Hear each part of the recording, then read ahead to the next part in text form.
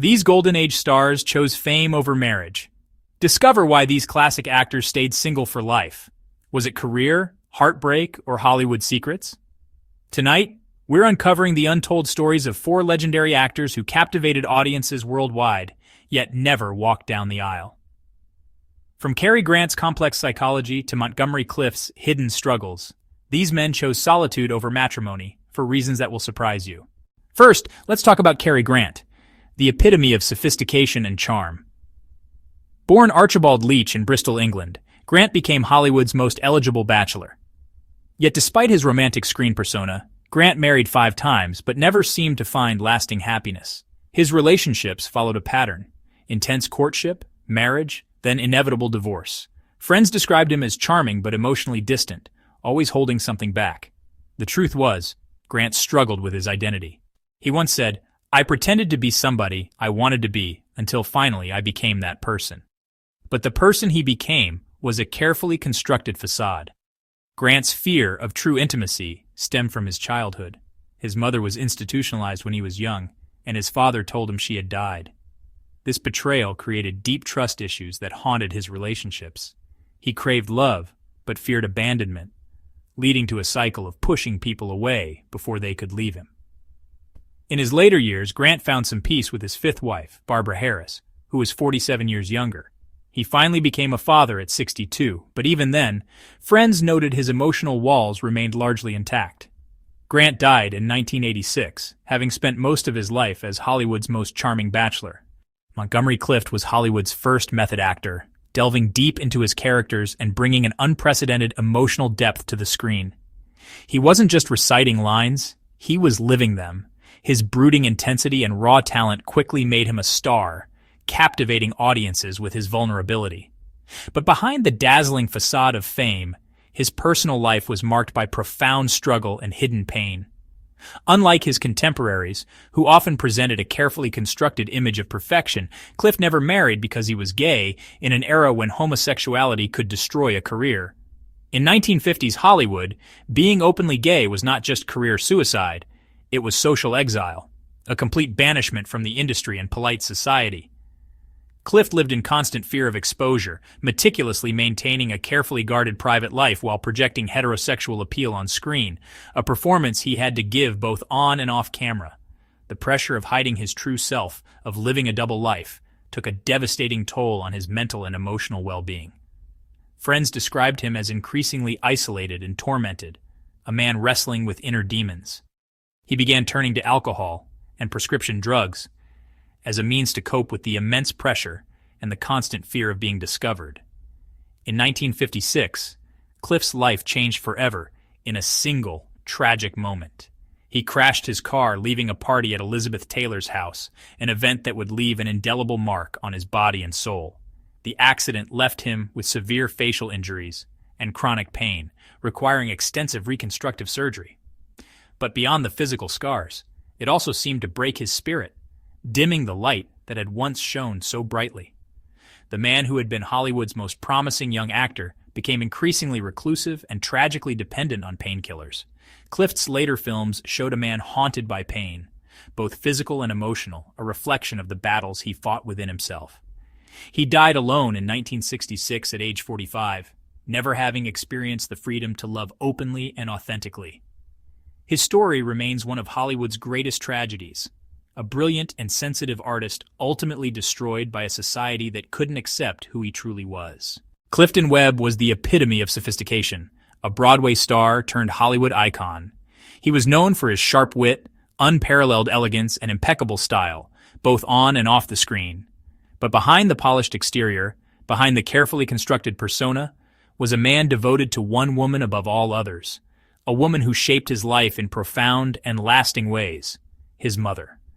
Webb lived with his mother, Maybelle, for most of his adult life.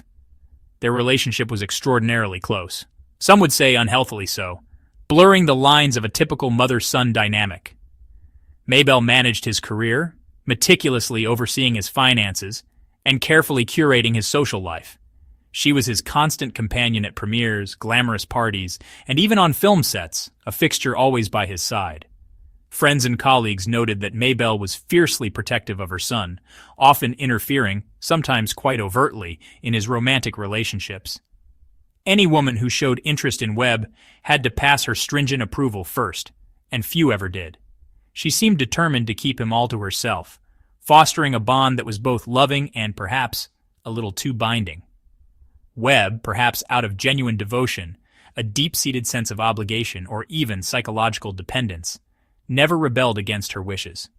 There were also whispers, persistent and often hushed, about Webb's sexuality. His theatrical background, his undeniably refined mannerisms, and his conspicuous lack of romantic relationships fueled speculation in Hollywood circles, a town known for its gossip and conjecture. Whether he was gay, asexual, or simply too devoted to his mother to pursue romance remains a mystery, a question mark hanging over his personal life. What's certain is that he never seriously courted marriage, often claiming with a hint of finality that his mother was the only woman he needed. When Maybelle died in 1960, Webb was utterly devastated, his world irrevocably shattered. He lived alone for the first time in his life and seemed profoundly lost, adrift without her constant guidance and unwavering presence. He died 6 years later, having never married or had children, leaving behind a legacy of talent tinged with a profound sense of solitude. His devotion to his mother, whether admirable or ultimately tragic, undeniably defined his entire existence, shaping the man he was, both on and off the stage. George Sanders possessed perhaps the most distinctive voice in Hollywood, cultured, sardonic, and dripping with wit.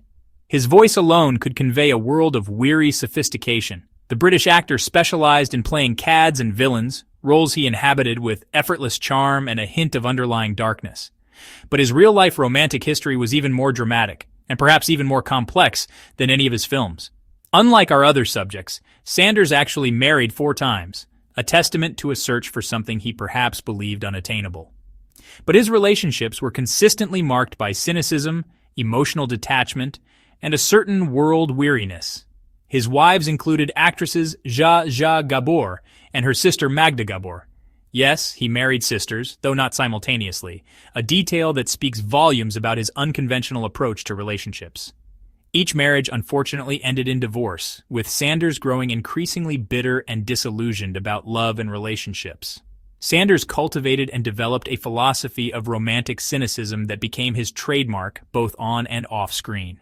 It was a carefully constructed persona, a shield against vulnerability. He once famously said, "I have always been bored by marriage. It's a dull institution that turns romance into routine." This attitude, while undeniably making him a compelling and magnetic screen presence, ultimately sabotaged his real relationships. He seemed tragically incapable of genuine emotional investment, forever holding himself at a distance. Sanders' story, sadly, has the most tragic ending of our 4 actors. In 1972, at the relatively young age of 65, he checked into a hotel in Spain, seeking a final escape from his perceived ennui, and took his own life. His suicide note read simply, "Dear world, I am leaving because I am bored." His deeply ingrained cynicism about love and life had ultimately consumed him, leaving him unable to find meaning in relationships, or indeed, in existence itself. Sanders' inability to truly commit wasn't simply about fear or societal pressure, though those may have played a part. It was about a fundamental disconnection from the messy, unpredictable nature of human emotion. He treated love like a performance, a role to be played, never allowing himself to be vulnerable enough to experience true intimacy. His marriages were, in essence, elaborate charades that inevitably collapsed under the considerable weight of his carefully constructed emotional unavailability. 4 men, 4 different reasons for remaining unmarried, yet all connected by the unique pressures of Golden Age Hollywood. Cary Grant's fear of abandonment, Montgomery Clift's hidden sexuality, Clifton Webb's maternal devotion, and George Sanders' emotional cynicism. Each represents a different way that fame and societal expectations can complicate the search for love. The Hollywood studio system of their era demanded perfection, not just in performance, but in public image. Personal struggles had to be hidden, true identities suppressed, and authentic relationships sacrificed for the sake of career and public perception. These men paid the price for their fame with their personal happiness. Today, we live in a more accepting world where actors can be open about their sexuality, their struggles, and their authentic selves.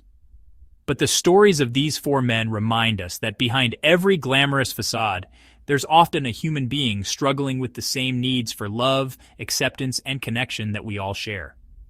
Their legacies live on in their films, but their personal stories serve as a reminder that fame and fortune cannot fill the void left by authentic human connection.